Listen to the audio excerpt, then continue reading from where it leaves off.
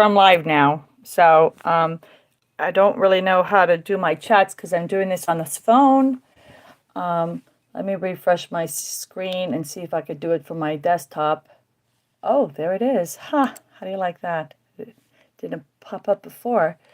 Okay. So if you guys have any questions, just go ahead and ask me. Wanted to say Christos Anesti, Mashiach Kam, to all my Orthodox subscribers. Christ is risen. Truly, he is risen. All right, so I just kind of wanted to talk about GOG and MaGog. And I guess while I'm here, I'm going to, why does it say it's scheduled? I'm sorry, I'm just talking out loud. I'm on my desktop as I do this. Yeah, so if you guys want me to answer any questions, I've had some of you telling me from my last videos, because I have some of you that I notify every once in a while of my videos when I make new ones, and then you come on my new video and you tell me that YouTube never sent you an alert and you had to resubscribe. And I hear that from a lot of my people. So if you guys have not watched my last video, I just uploaded it yesterday. Please go over there and check it out. And if you have any questions regarding anything biblical or prophetic as far as Bible prophecy or the news, what's going on in the news and the war with Russia and the Ukraine, and what my thoughts are, I'll be happy to answer those for you here. So this is my very first live stream. I don't know if I'm going to do any more, but I just thought I'd try this procedure out. I see that some of you guys commented on this video I did a few minutes ago, but I don't know why that uploaded. It wasn't supposed to upload till tonight. So who is GOG and who is MaGog? And I'm going to go back to the dashboard here. I'm on my PC and I'm trying to find this video to see if it's on air right now. If you guys see it on air, please make a comment on the chat section, because I don't even know how to find it right now. Trying to do that here as I speak. Let's see here. Somebody find the chat section and make a comment on there so I can figure out if what I'm saying is actually showing. Oh my gosh, what the heck? Sorry guys, I'm trying to update this video as I'm talking. Okay, how do I find a chat? I didn't want to do it on my PC because I had to give away all my privacy on my desktop, basically, to do it. And I'm not into that. I'm not into people knowing my privacy, especially not YouTube. So if you guys have ever made a live video, or you know about making live videos or anything on YouTube, please let me know, because I'm thinking of discarding this one and starting over again. Let's see here. Okay.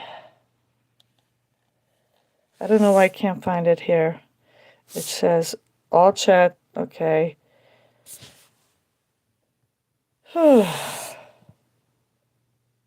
Save, highlight, mute microphone, no. Okay, whatever. I think I'm recording. So who is GOG and who is MaGog? Okay, so in Arabic you would say Juj and Majuj, right? That's how the Muslims say it. And a lot of people are accusing Russia, especially from the Western world, the evangelicals, etc., of being GOG and MaGog. And I you know, I do my little scouting and whatnots, and I see this, especially coming from like Yehudi channels or Jewish channels accusing Russia of being GOG and MaGog. Ah, look at that. I found my video while I'm talking to you. Okay. No, Russia is not GOG and MaGog. However, that being said, Russian Jewish Zionists that are currently living in occupied Palestine are Gog and Magog. And how do I know this? Because, first of all, if you go to Genesis chapter 10, verses 1 through 10, it tells you that it talks about the bloodlines of Noah's children, the offspring of Noah, Sem, Japheth, and Ham. Sem are the Semitic people. So you cannot have a person from Russia, an Ashkenazi Jewish person, to claim they're Semitic, because if you believe in the Bible and you claim that God gave you this land, well, God gave it to Semitic people. So Ashkenazi Jewish people are not Semitic. And the Bible proves that. So the people from the land of Russia, part of Russia, and this is not Russian Christians. This is talking about Ashkenazi Russian people. So Ashkenazi Russian people. Thank you, George. Because I wasn't sure, So I'm like, I got my PC and my cell phone right in front of me, and I have like the video camera blocked up by a piece of tape because I don't want to like be seen and stuff. So anyway, I see you there. Thanks. So the Ashkenazi Jewish people, we got Gog and Magog. Now, if you look at that verse, and I'm pretty sure it's in Ezekiel, off memory, 38 and 39 or 37 and 38, where God says, I'm angry with you, O Gog, ruler of Rosh, Meshach, and Rosh. If you know that verse offhand, George, I know you're a scholar, a biblical scholar like myself. Rosh, pull it up for me here because I'm like too busy speaking for me. If you know that verse, pop it up for me here and I'll see it in the chat. So basically, that verse, what it's referring to, if you look at the area of where common modern day Georgia is, this is the area of where Stalin is from. Okay, Stalin is from that area. Hold on, I'm going to pull up the Bible verse here. Let me just go to my search. GOG MaGog Bible. Let me just pull up a search real quick. Here we go. No, GOG. Bible verse. 9 Bible verses about Gog and Magog. Okay, Ezekiel 38, 1 and 2. Here we go. And it says here in Ezekiel 38, 1 and 2, it says, Son of man, set your face towards Gog, the land of Magog, the prince of Rosh, Meshach, and Tubal. Now, Tubal is an area. Now, remember that the Semitic language does not have vowels. So if you look at the consonants, TBL, okay, and there's different ways to phrase a Semitic word because the vowels could be completely wrong.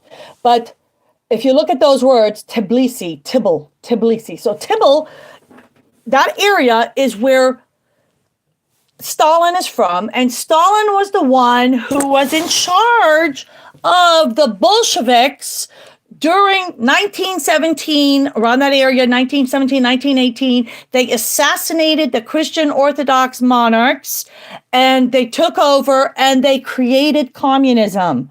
And these are the people that God is referring to in Ezekiel when he says, I am angry, set your face against the land of Magog, the prince of Rosh, Meshach, and Tubal. Now, this was a prophecy for the end of time. This is not a prophecy that it's already happened. It was a prophecy regarding the end of the age.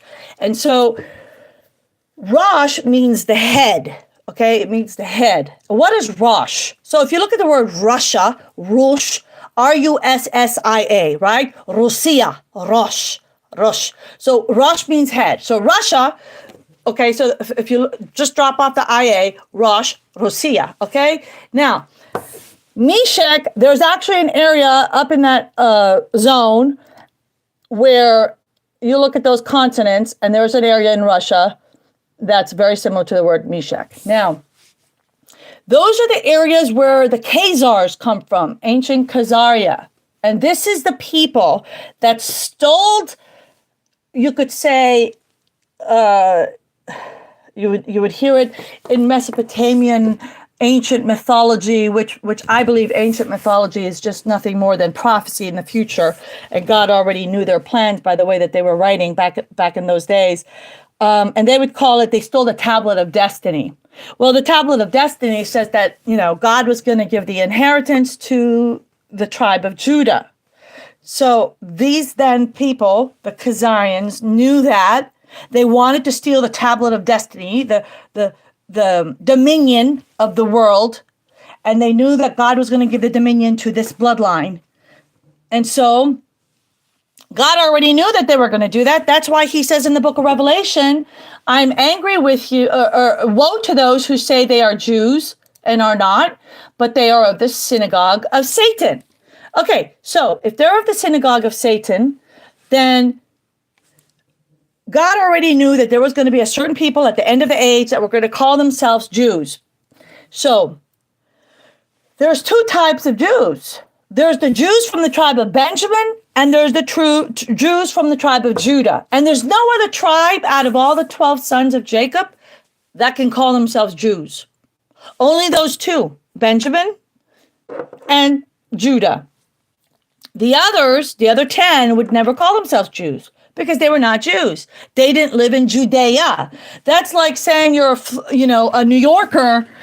All Americans are New Yorkers. No, all Americans are not New Yorkers. If you're a Pennsylvania person or you're a person from California, you don't call yourself a New Yorker. New Yorkers are from New Yorkers. So only Benjamites. That's why Paul said, I too am a Jew from the tribe of Benjamin. He specified, I'm a Benjamite. I'm not of Judah. I'm a Benjamite, but I'm a Jew because I lived in Judea, because the tribe of Benjamin got Jerusalem. That's where his birthright was, and you can read that in Genesis chapter 49 and Deuteronomy 33.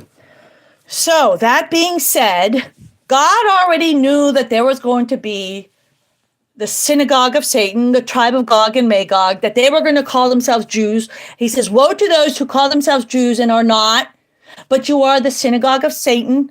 Your father is the devil and the father of lies. So these fake Semitic people have deceived the world, just like the Bible says, of Babylon. He says, all nations have drunk of the cup and you have deceived the world. So Russia now is the judge that God has chosen to crush the head of these people. Russia knows firsthand by experience what these people have done to them. Because remember, here in America, we don't know history. And here in America, we only know Western history, right? But you don't know what happened to the Russian Christian people. So the Bolsheviks, and remember that Stalin, he was from the area of Tubal, which is what it says in Ezekiel 38.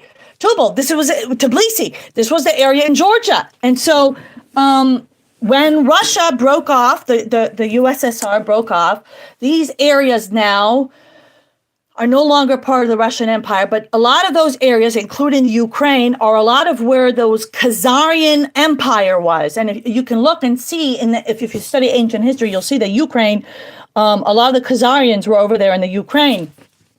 And so what happened was these Orthodox Russia, the Kiev area in particular, the capital, is very important to Russians because this is where Orthodoxy, Christian Orthodoxy began, was in this area. And so for these little imposters to try to usurp the kingdom and claim it's their kingdom, they never inherited the kingdom. Only God gives you the kingdom. And you can't get the kingdom if you are not believing in the God of the Bible. And so if you don't believe in the God of the Bible, and Jewish people say, well, we believe in the God of the Bible. No, you don't, because Jesus is the God of the Bible. And furthermore, most of those Ashkenazi people anyway are atheists. And they just, again, chose to be of this religion because they thought it would be beneficial to them. And they were right, because the whole world bows to the beast. Who is like the beast? Who can make war against the beast? And so now Russia, after about 70 years of occupation from the Bolsheviks, once the Bolshevik Empire fell, and I've said this in many of my other videos several years back, this war that's going on with Russia and the Ukraine and the whole Western world almost siding with the Ukraine, and I've said this in the past in my other videos, that America is under occupation. We are occupied by the Khazars, by the children of the serpent seed. We are occupied. They run this country. This is why America is so full of immorality. And this is why they're so angry now about this abortion thing that's popped up. Hold on. They are Masons causing all this drama. They anti-God. Our Lady of Heaven warned about them to a nun in Ecuador. So they are so against abortion right now that they're trying to undo abortion. Why are they trying? Why are they so angry? Well, I'm going to tell you the truth, because I grew up around these people and I know them firsthand. I'm walking around the house right now, so if I sound a little bit out of breath, it's because I am out of breath. Anyway, I've been sitting down all day working on my computer. So, yeah. So what happened is these people don't like, let's just put it as people of color. And so they want to pretend it's women's rights. It's a load of crap, because they're the biggest racists on the planet. I know. I went to school with them. I lived around them in my neighborhoods. You know, they are very, very, very racist towards people of color. Okay. And they don't want those children multiplying in the world. And if you read in the book of Enoch, he says that the fallen angels, and I made a video about that, they are the serpent's offspring, which are the fallen angels. Demons. Go watch my video. I made it a couple years ago where I talk about the fallen angels. And so, it talks about how they created abortion in the book of Enoch, how they taught women how to kill their children, how they created weapons of war, how they created the painting of the eyes, which is basically the vanity industry. All of these things were created by them. And so these are the things right now. In one of my last videos, I said everything is going to be undone. Undone. God is going to take us back in order to go forward. The only way to go forward is to go back. There is no future if we don't go back. Humans aren't even becoming human anymore. They want to turn us into transhuman robots and upload human intelligence into an AI. The world has gone mad. Anyway, go ahead and ask me a question while I sit here and make my drink here. You guys, George and John, anybody else on here?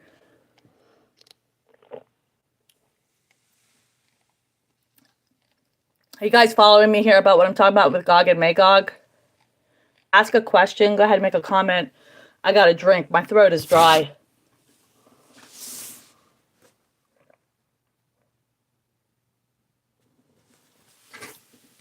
All right.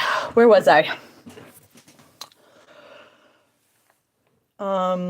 Right. GOG and MaGog. So these prophecies were referring to them. GOG and MaGog. Oh, it just appeared on my phone. How cool is that? Okay. So what I'm talking about is that this sodomite president right now that the whole world is supporting, no, he's not the Antichrist. He's just another horn on the head of the dragon. So in the ancient times, in the Babylonian times, Mesopotamian, they had the Enuma Elish. I don't know if any of you guys have ever heard of, oh, thank you, George, the Enuma Elish. It's the Babylonian tablets of creation. These were prophecies. I've dissected that book so many times. The Enuma Elish, where we talk about Tiamat, who is supposed to be some type of a sea serpent or a dragon. Okay, Tiamat right now is like Nancy Pelosi. I kid you not. Okay, first of all, the West is Tiamat. NATO is Tiamat. And the little horn that pops up, You know, in the book of Daniel, where Daniel's one of his dreams, where it talks about the little horn that pops up from the four horns, and this little horn had a mouth like a lamb but spoke like a dragon. This is the apostate of fake Israel. Now, if you understand the Bible, Israel cannot be put together until Revelation chapter 14 comes together. And what is Revelation chapter 14? This is when Jesus returns and the 144,000 are gathered together. Once the 144,000 are gathered together, that is now Israel. What's over there right now is not Israel. They are just the sword that God has chosen for the time such as this. Now, those of you who are biblical scholars and who likes to study scripture, write these verses down and study them later. Study Jeremiah chapter 25 through 29. Jeremiah 25 through 29. What that is it goes into detail about all of the nations that are basically, God says, take this cup to Jeremiah, have them drink this cup. Drink this cup. And the nations that are mentioned that drink the cup are the same nations that have been destroyed in the Middle East by America and Israel. But there's a reason why God chose to have them drink this cup. Number one, it was the cup of God's vengeance. So, yes, do I think what they're doing is evil? Partly, but it's necessary. God's ways are not our ways. And these are the mysteries of God. You see, these are the secrets. So God uses them to accomplish his purpose to take vengeance against those who blasphemed him. But then in the end, God destroys his own sword, which is them. And so why does God do this? Because they denied his son. And I made a video about that. And I believe that's in Exodus or Ezekiel chapter 10, where it says, because they denied my son, that he's going to put this wrath against them. And so you have in the Middle East where the Muslim people denied the Son of God. And so then after denying the Son of God, then they went after the Christians, which are the children of God because we have accepted him. We become sons of God. And so then they went after the Christians. So God created this fake state of Israel to go after them, to punish them for what they did to his son, Jesus Christ, and to the Christians for 1,400 years. And this is a biblical fact. You can't contest this because I could show you scriptures all over the place that talk about it. And so I'm going to give you an example. He says, I'm going to send the families of the north, the northern families, against you. And so the northern families are NATO. They are NATO. Those are the northern families. God said, I'm going to send the northern families against you to punish you. And this is what's happening now.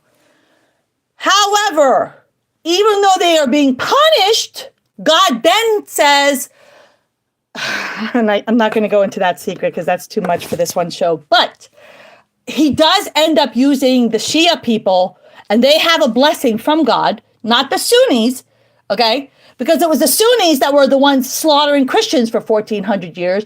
Every single Muslim caliphate that murdered barbarically millions and tens of million people throughout history, from Genghis Khan to the whole lot of them, they were all Sunnis. But the Shia people, and I believe that a lot of these Shia people are the tribes of Israel that the Bible talks about, where the Jewish people say, we're the lost tribes of Israel. They're not lost. They're exactly where God had them, and he sent them to Media from the king of Assyria. And that area where Tehran is modern day Media, and the ruler of modern day Media is Tehran. And so God says, I'm going to raise up the spirit of the Medes. Isaiah chapter 13 and chapter 23, he says, I'm going to raise up the spirit of the Medes to destroy Babylon. Now, we're not talking about ancient Babylon. No, we are talking about modern day Babel, modern day Babylon. And so modern day Babylon today is the apostate Khazarian state. They are modern day Babylon.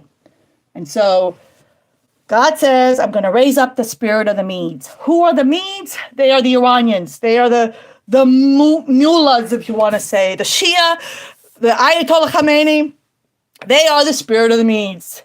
And do they have the spirit of the Medes in them to destroy Babylon? Well, you have to ask yourself a question. Do they hate Babylon?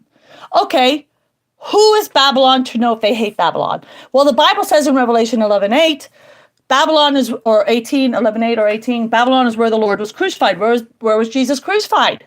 Jerusalem. Does the Iranian Empire, and I don't call them the Islamic State of Iran, because the Bible calls them the Medes. I'm going to call them the Medes. Do they have what it takes to hate the modern day Babylonians? Absolutely. It is not by chance that they chant death to Israel. It's not Israel, it's Babylon. You see this, look, forget about the terminology that they use.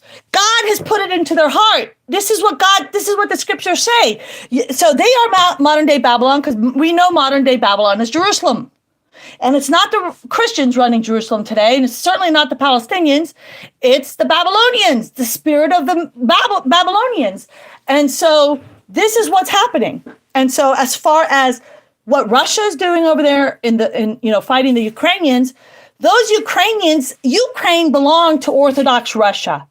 I don't recognize Ukraine as an independent state. That's a little bogus crap. This is what America does. They go and they divide kingdoms, they divide empires, and they conquer by division. It's always been part of Orthodox Russia for over 1,000 years. And I pray that they're going to get it back and destroy that sodomite nation. So, anybody have a question, comment here? Drop me a like. I'm trying to kind of simplify GOG and MaGog, because I've been seeing a lot of Jewish fake rabbis calling Russia, modern day Russia, GOG and MaGog. All they want to do is get vengeance. This is their goal. They want to destroy Russia. It has nothing to do with the fact that the Democrats want to destroy Russia because they tainted the election. That's a load of crap that they tell people. The truth of the matter is, and I've said this for years, that the Bolsheviks are furious that they lost their communist empire and that Christianity came back, because they had destroyed Christianity for 70 years in Russia. They burned down the churches, 24,500 churches. They slaughtered tens of millions of Christians. And now, after 70 years, Russia had come back and they wanted revenge. So those people at the White House and those people over there in the Ukraine are the ancestors of the Bolsheviks. They are Ashkenazi, Zionist atheists. These are their ancestors, and they are out for blood. They want to destroy Christianity. And they're hitting two birds with one stone. They already know America's Christianity is down the hole. They already know that. Okay? I mean, by the mere laws that we have in this country to slaughter babies and allow pornography and all this garbage, they know that America is gone, but they want revenge on Russia. And so now they know that they can use the American empire, the American army, to destroy the Christians in Russia. God forbid. May God forbid that one American soldier goes over there and fights another Christian, because this is Antichrist. And we need to be praying that God usurps their plans, because God has 1,000 ways to do things that we can't even conceive or imagine in our heads.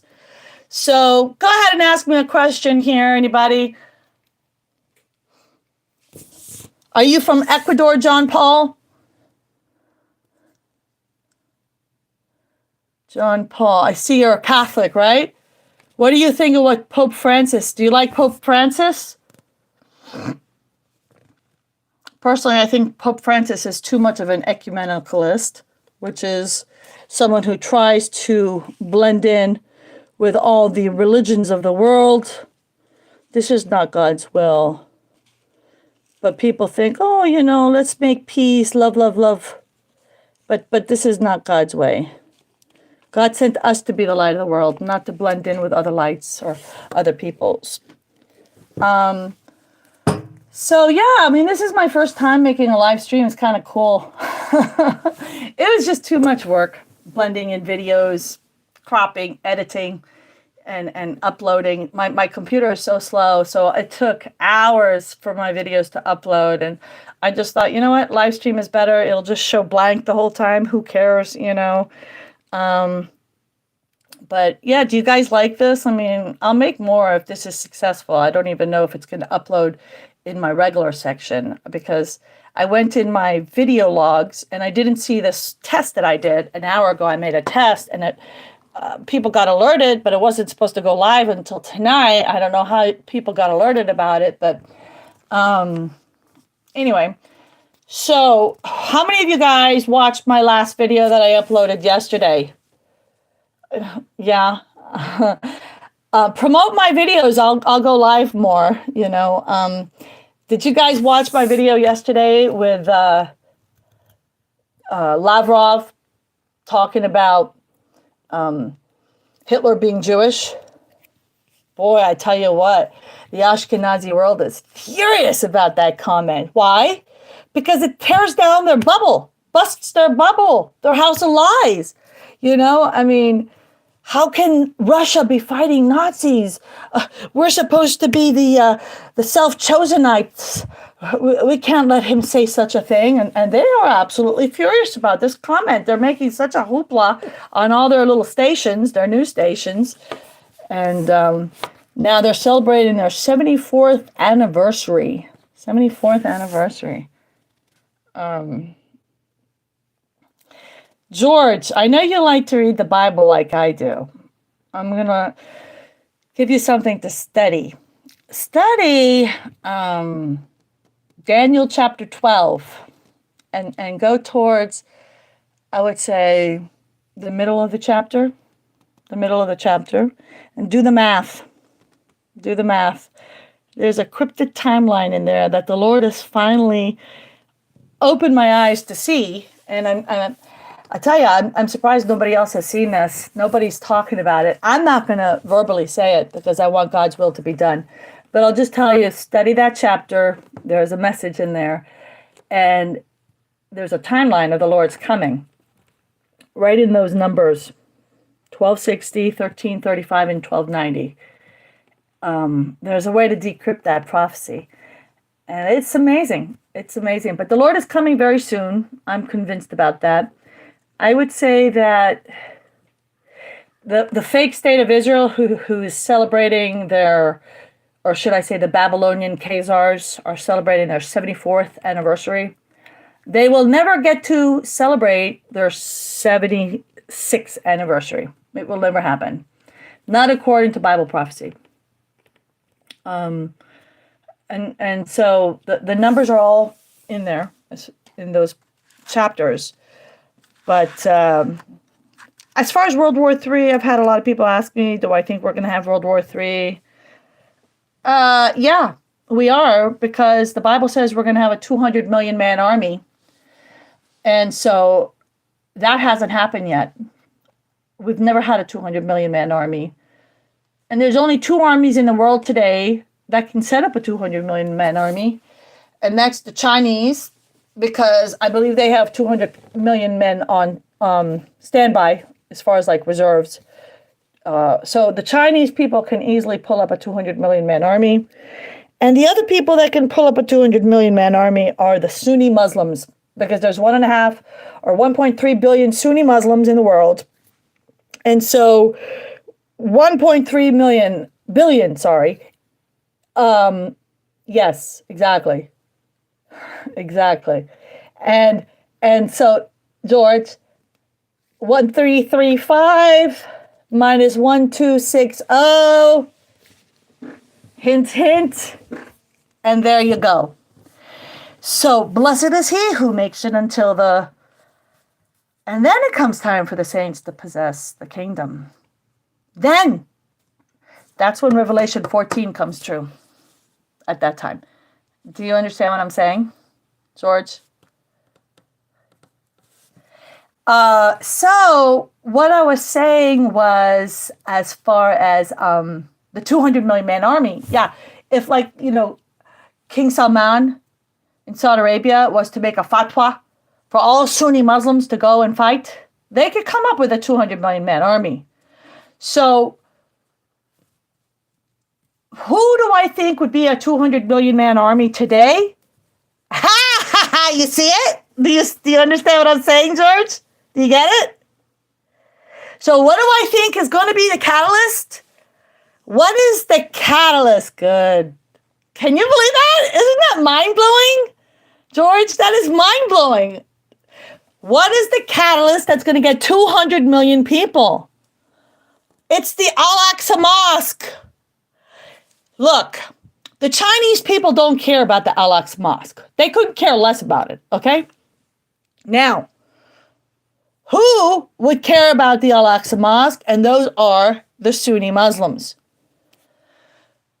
So what do I think is going to happen? I think something's going to happen to the mosque, and I think Israel will probably most likely do something within the span of about a year. And do I think it's going to blow up? Possibly. And do I think that will be the catalyst? Yes. And will there be a 200 million man army that forms to go get revenge against them? Yes. You would easily get a 200 million man army. Exactly. Now, Google, George, Google that and look at the start date of when it was built. And I'm not going to go into detail about that because certain things are cryptid, but I'm blessing you with this secret that God has taught me. Go to Google, go to Wiki, look at the start date, add the numbers up in Daniel, and you'll come up with the year. Okay? So, that being said, you'll have a 200 million man army, and then what does God do? He sends fire out of heaven and he destroys them. So God is going to get rid of all the lunatics at once. Okay? And that's when you're going to start to see the war of Zechariah chapter 14. Zechariah 14. Okay? But then you have to ask your question. You have to ask yourself, because remember, God is going to have a new Jerusalem. So which Jerusalem are they fighting? Which Jerusalem are they fighting? I'm going to tell you which Jerusalem they're fighting. It's in Deuteronomy 4:48. Write that down, George. Deuteronomy 4:48. It tells you. It tells you where. And that place is currently occupied. But that's where God returns. That's going to be where God returns. So, it's, did you do the math? George, did you do the math on the wiki for the dome? You got to add 1335 to the date it was built.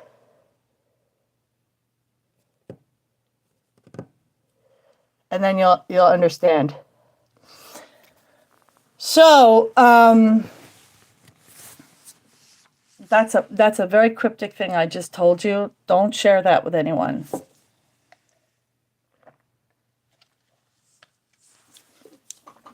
Anybody else have questions? It's kind of fun, I guess, talking here like this. You know, I've never done this before. Yeah, most people didn't even get my alerts on my last video, and I'm kind of really getting sick of YouTube. This is really getting on my last nerve with these people. They're disgusting. Some recent developments that happened as far as like Twitter being bought out by Elon Musk. I don't know if you guys watched my video about Elon Musk with, what's his name? Do you remember when his satellites fell out of the sky? There was like 48 of them that fell out of the sky. Well, when that had happened and they fell out, I don't know if you guys remember this. Hold on.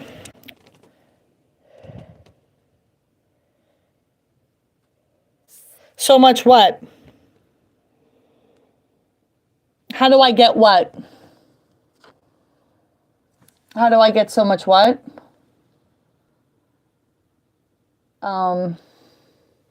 Not sure what the question means, George. Ask it again. Okay, so, yeah. As far as Elon Musk, I don't know if you remember, I said that God's going to punish you and you're not going to get to go to space. I said you're not going to occupy Mars. If you guys haven't seen it, you'll see the Elon Musk picture in my video feed. Oh, the Holy Spirit gives it to me, George. I've been fasting and praying for a very long time for wisdom. I've prayed for wisdom my whole life, even as a child. I asked for the wisdom of Solomon. So, as far as Elon Musk, I said, no, you're not going to go to space. He's not going to go to space. I said, you're going to use that intelligence that God gave you to be a blessing in this world and fix up this earth. So now look, Elon Musk buys Twitter and he wants to work against the censorship. And I think this is very important because the very people that was giving Elon Musk a hard time about purchasing Twitter was the Saudi royal family in Saudi Arabia, because one of the princes over there and I think also in UAE are very large shareholders of Twitter. And why would they want to be large shareholders? So that they can control the media. Because if you look in Saudi Arabia, Twitter has, I believe, more people in the Middle East using Twitter than they do in America. And so they had to control the narrative, because otherwise the whole little Saudi house of cards and their little whole Sunni monopoly in the Middle East will just go crashing down. And so they were very, very against Elon Musk purchasing it. And of course, over there in Saudi Arabia, you're not allowed to say anything against the royal family. I mean, it's a very serious thing, especially in Lebanon. You know, I find this very interesting. And the Saudi family is part of the serpent, part of the dragon in the book of Revelation. You know, Lebanon is the only place left in the Middle East that has Christians, like a decent number of Christians, you know, per capita. And it was up at one point before the Khazars occupied Palestine. It was about almost 75% Christian. And then, you know, since then, it's now probably about 35% Christian in Lebanon. So about 40% of the Christians had left. And so it's the only country in the Middle East that could never completely be taken over by Islam. And so the Saudis hate the Christians in Lebanon unless the Christians are their servants. And what I mean by servants is there are a lot of leaders in the Lebanese government, in the Christian parliament portion of it, that bow down to the Saudi monarchs, UAE too, but mainly the Saudis, because it's the Saudis that have always tried to control Lebanon. Just like the Americans control Israel, actually it's vice versa. But that's how it is over there. And so, God bless you too. Okay, so as far as the monarchs over there, the Saudis have always tried to control the Christians in Lebanon. And so I remember last year, or was it earlier this year? No, it was last year. There was a Christian guy in the government, George Kordahi, I think his name was. And he said something about how he is against how the monarchs in Saudi Arabia are controlling the Yemeni people and oppressing the Yemeni people. Well, they were so furious. The Saudis were so furious with the Lebanese, and they demanded that Christian guy in the government step down from his position. They demanded it. They had a hissy fit. And the entire Gulf, all of those countries in the Gulf, withdrew their ambassadors from Lebanon because a Christian man dared to say something against a Sunni Muslim monarch. And, you know, Hezbollah, Hasan Nasrallah, has said stuff for years, for more than years, 10 times more than what this Christian guy said. George Kordahi, I think his name. But they never, ever reacted the way that they did until that Christian man said something. You see, they've always wanted to keep the Christians under their thumb like we're their slaves. And so I just thought that was a very interesting thing. And so now May 15th and 16th is going to be the Lebanese election, and they're already meddling.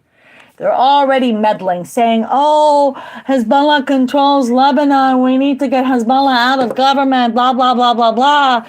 Why do they want to get Hezbollah out of government? Personally, I think that the people of Hezbollah, a lot of them, are the men of Nineveh, ancient Nineveh. So when Jesus said in the Gospels, the men of Nineveh will rise up against you in the judgment, he was referring to them. And some of those other Shia, especially some of them that are still over there by Iran, those are the men of Media. That the Bible says the Medes will rise up against you in the judgment, but this is also where the king of Assyria back in, I think, 800 BC, where he went and he took the children of Israel out of that area and he put them in there. And so this is what's happening now. And so, people, they look at religion and they get confused and they don't understand the underlying things. Certain things need to fulfill prophecy. Don't get confused by this name or that name, okay? The current state of occupied Palestine today, the rulers of Palestine today, do not fit biblical narrative. They do not fit Bible prophecy. Bible prophecy says that God's people are going to be the most oppressed people until the end of time. Those Israelis are not oppressed. They control the American empire. America is under the thumb of the Zionist Jewish atheists. We are an occupied era. We're an occupied humanity. The whole world bows down to them. So they do not fit the narrative of God's people being oppressed. Number two, the Israeli shekel is at an all-time high. Whereas if you look at areas like Lebanon, where the Lebanese lira is at an all-time low. So you got to look at these things and you got to understand that God is creating a new Jerusalem. So can I please talk about T.G. Blett?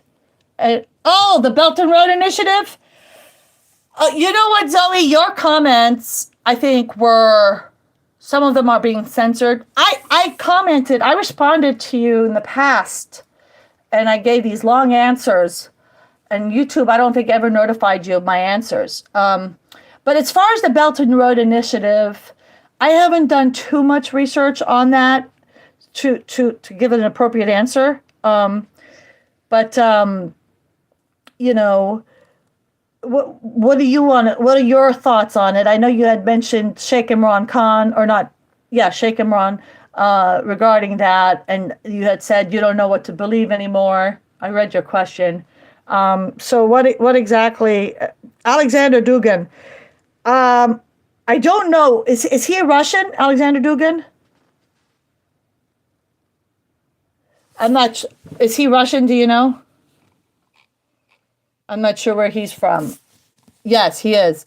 Fill me in about him. Not very sure about him. I mean, I haven't done my research on him. What's his deal, Alexander Dugin? Okay, well, that's interesting. I'm glad you mentioned that, because if you look at the name, you weren't here earlier, but I was talking about vowels. The Semitic language is a language of vowels.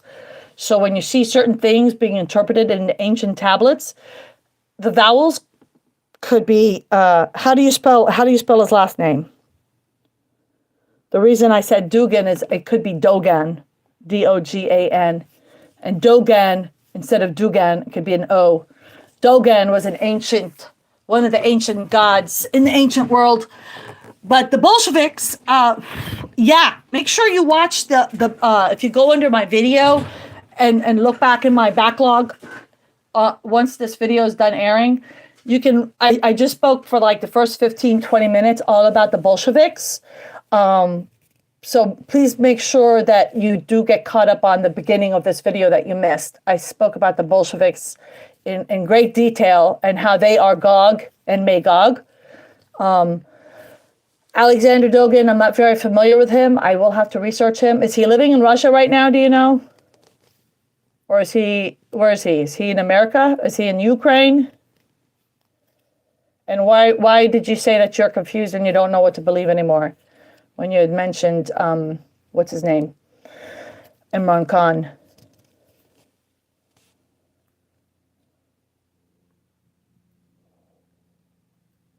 Does he own one of the oil companies in Russia, or one of the fossil fuel or fertilizer companies?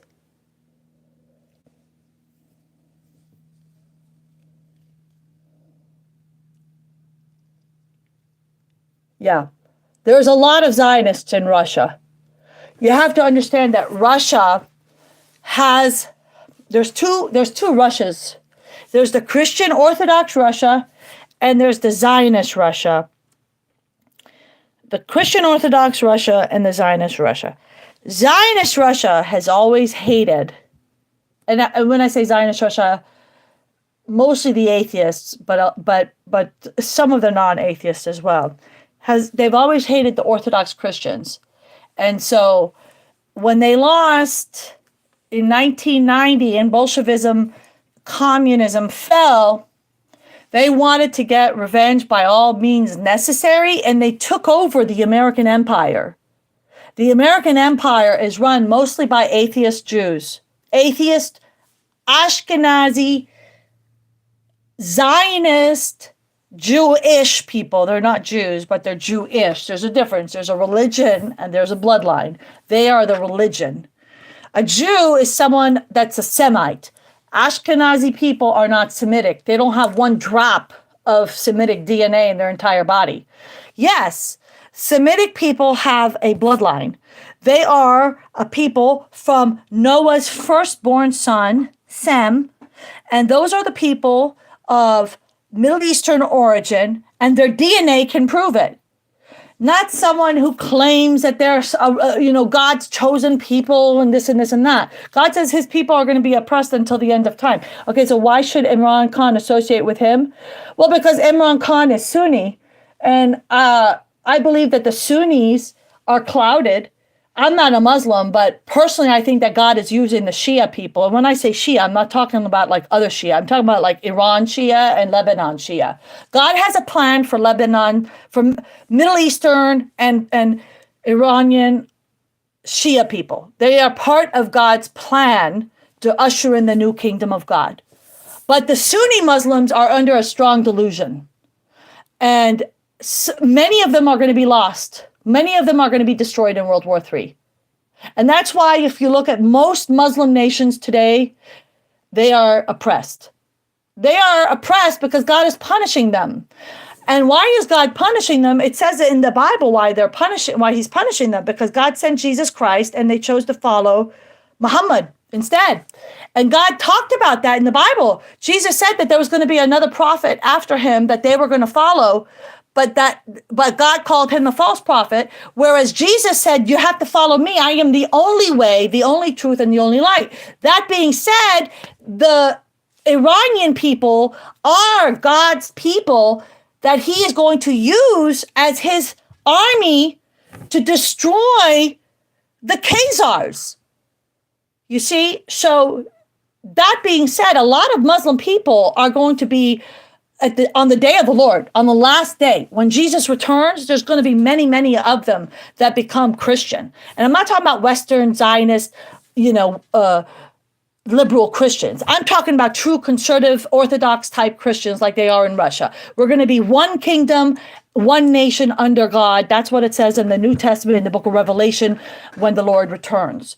So as far as Sheikh Imran Hussein, he doesn't care. He doesn't like Shia people very much. I've heard him insult Shia people. I've heard him say stuff about, the mullahs in Iran and stuff like that. Yes, Muslims do follow Abraham, but Abraham didn't have any writings. There were no writings of Abraham. Abraham had sons. He had three wives. Abraham had three wives, and his one of the wives was through Hagar. And Hagar, she technically was a concubine. She wasn't actually his wife. She was given to him by one of the pharaohs because Sarah couldn't have children until her late age. And so, no, absolutely not. God, Jesus said that in the new kingdom, we're going to be sitting down with Abraham, Isaac, and Jacob. And so Abraham will be there in the new kingdom. Are you, Zoe, are you Muslim or are you Christian?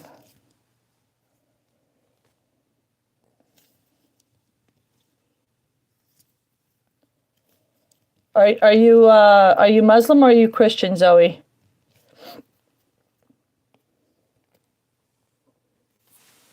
I don't know if there's a delayed feedback. You don't have to answer that if you don't want to. Okay. Are you Shia or are you Sunni?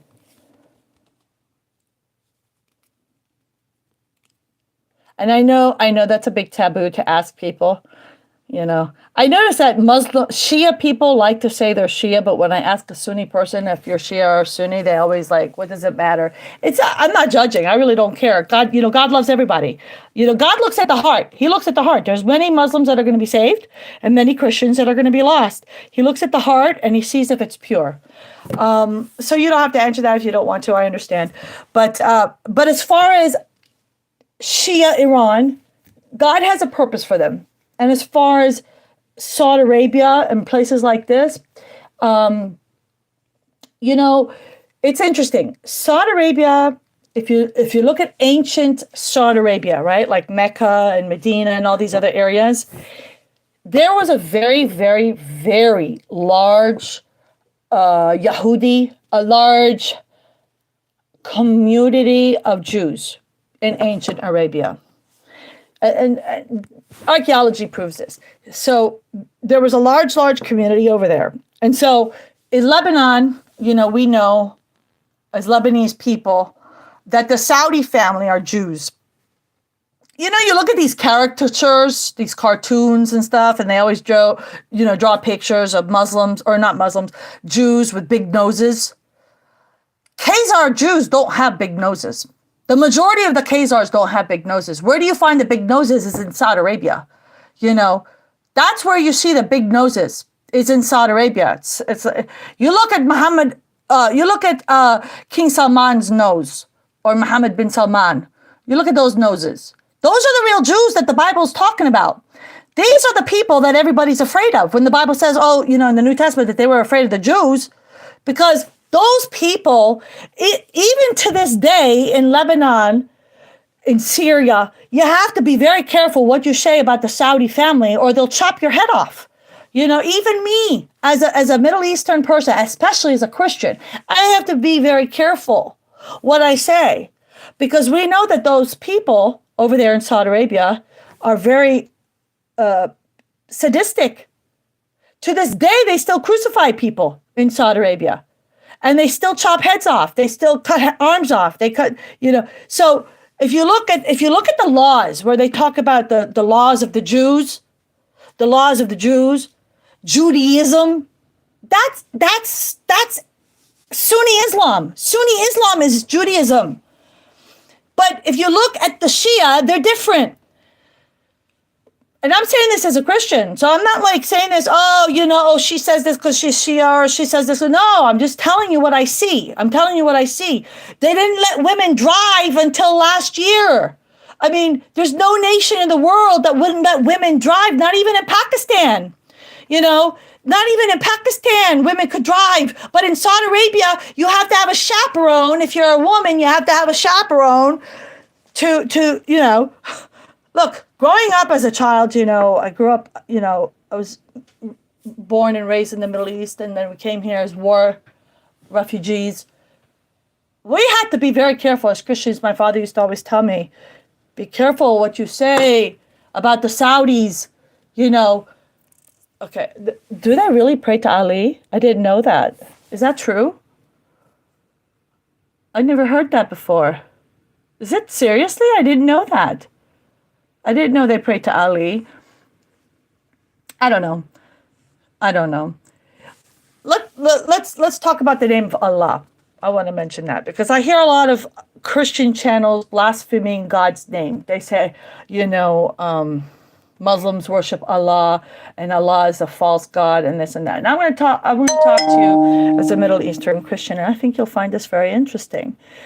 Now, in the Bible, in the Old Testament and I think it's in Exodus chapter 3, where Moses says, "What is your name?" And, he says, "I am the I am." Or, and then in other areas it says El, right? Or Eli, Eli. Now, this might explain why the Muslims say Ali. Zoe, I'm not saying that this is why they pray to Ali, but I'm just going to tell you, as a Christian, as a biblical scholar that I am, what I think it could mean. Now, I'm not defending them. I'm just saying I'm going to talk about the name Allah and Ali, what it means scripturally speaking. So, in the Bible, God is called El, or Eloi, or Eli, Eli, or El. Okay, so when Jesus was on the cross and he was crying out to God, he said, "Eloi, why have you forsaken me?" But he did that because he wanted to be a sacrifice for the world, right? So those people who have accepted that Christ was crucified and not an imposter that looked like him, which is what Sheikh Imran Khan says, which is not true. Or I think he's recanted that since then. I think he's changed his mind. But supposedly there's different translations of the Quran. I don't know, but so Christ gave his right. Okay, Ali. Yes, but you have to understand, Zoe, and I've looked this up. If you look at the ancient people before Muhammad, that name Ali existed in the Yemeni royal family, I believe, in the Yemeni ancient people. I think that name Ali existed for possibly 1,000 years, even before Muhammad, or even maybe from maybe 1000 BC, that name Ali existed. But Ali, in the Levant, the A is a E. So, because remember, the vowels are interchangeable in the Semitic language. So Ali could be Eli. So like Eli. So like one of the prophets in the Bible was Elijah, right?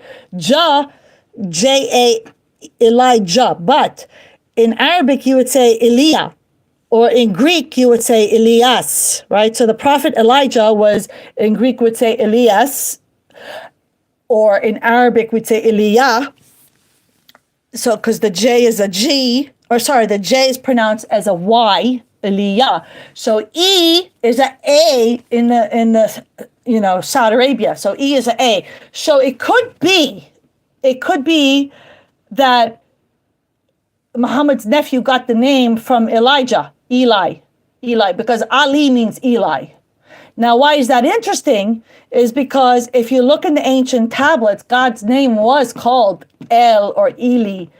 So God's name was called Eli, and then later on it became Elah or Allah. So like as a Middle Eastern Christian, we say in our divine services at church, we say Elah, right? And in Arabic, in the Saudi area, you would say Allah, right? A-L-L-A-H or A-L-L-A. In the Middle East and the Levant area, Semitic Christians would say Elah, which is a E, E-L-I, right? Which would be pronounced A-L-I in the Arab Gulf. So E-L-I, we would say Elah. So like, for example, in the Phoenician texts, it calls God El or Eli. So Eli is also Ali in the Arabian Gulf, which is one of the names of Prophet Elijah. So I'm just saying that name was a name that existed for probably about 1,500 years before Muhammad in the Arabian Gulf. So it is a divine name. I don't know why they would pray to him, because we don't pray to Elijah. And I don't know why. Okay, so the fact that Muhammad's nephew had that name is probably from his ancestors. Eli was a prophet nephew, okay, who married his daughter. Yes, right. After he died is how Sunni Shia was created. There's only one creator. Islam never had a different name. Right, there's one creator. And it's the same thing in the Phoenician text. What's interesting is, if you look in the ancient Mesopotamian tablets, which is like before the time of Abraham, or even maybe possibly during the time of Abraham, you know, during the Mesopotamian tablets, when they still wrote in the language of, they wrote in cuneiform text, cuneiform, which is like those little stick characters. They actually, in their mythology, they had the god An, A-N, An, okay? And so what's interesting is in Arabic, you say, if someone asks you, what's your name? You would say, Ana, right? Like, I am. Ana means I am. So when God said, when Moses asked God, who shall I say sent me? What is your name? He said, I am the I am, Ana. So I thought that was interesting. And at all times, God made his presence known to people, whether, you know, through the name Allah or Ilah, depending on the dialect.